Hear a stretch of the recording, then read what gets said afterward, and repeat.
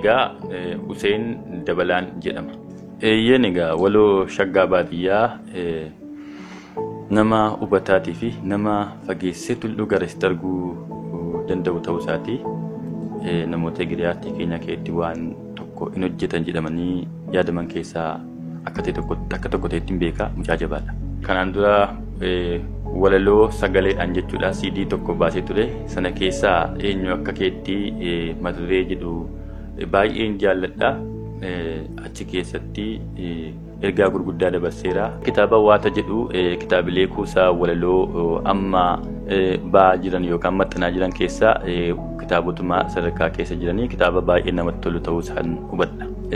Kitaabichi kitaabatti yaadamee yeroon kennamee fi maxxanee fi yaada qindaa'aatiin barraa'eef mul'ataa fi akeeka cimaa kan qabudha. Kunati walaloolee achi kitaabicha keessatti argamanii kan baay'ee namatti tolu cal jedhaniidhuma jechooti wala kiphaniif utuu hin taane bohaarsaa, bashannansiisaa, barsiisaa kan wal dhunatanii yaa'insi walaloolee achi keessa jiranillee kan namatti toludha. Baay'ee dansa.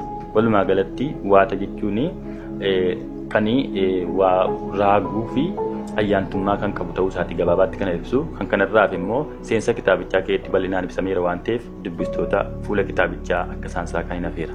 Ogbarruun qabsoo Oromoo keessatti gahee aganaa taphata jedhee yoo narrabaan kan hin dubbadhu ta'e xiqqeessuu natti fakkaata yeroon jedhu waan jecharra darbu jechuudha. Kana jechuun ogbarruun qabsoo Oromoo keessatti akka lafee dugdaati yoon jedhetu naaf hubatama. Ga'ee guddaa taphateera jechuudha. Kitaabni Waata jedhu kun kitaaba gaariidha. Kitaabolee amma kuusaa walaloo ba'anii jiran irraa dubbistoota keenyaaf wanti hin dhaamu yeroo barreessitoonni keenya bu'anii ba'anii waan hojjetan kan nutti hidhatanii nuun immoo gaariis ta'uu gadhees dubbisnee saaqnee ilaallee kan jabaadhutti jedhamuu qabu yoo ta'e jabaadhutti hin jenne kan immoo bakka akkasiitu fooyya'uu qaba jedhu bakka akkasii fooyyessu yookaan fuulduratti immoo akkas godhi jennee yaada laannee fi tumsuu qabnaadha. Waan keenya ciicachuu hin qabnu urgaa'u balfamuu wanta ofii waan ofiiti. Kanaaf dubbistoonni keenya waan barraa'u dubbisaatii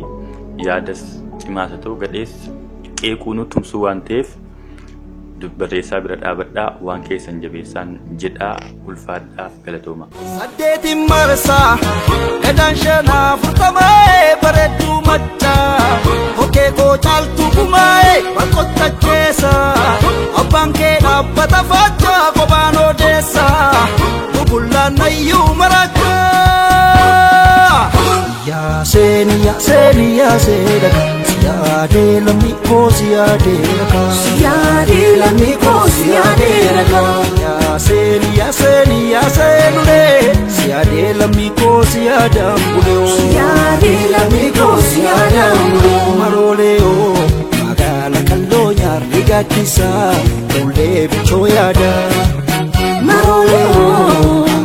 Yaanosi nakachisa shole sumanada maroleo madana kolfu nakubate chabe yaltu dabe maroleo nanopsuka harka kenne chisembe kurafi marame arka wonnatu jajjabdu nama gametti durba wain kosi aduduba silenda gaddu dumbusheki yakatale tufena rabu wadake milke samale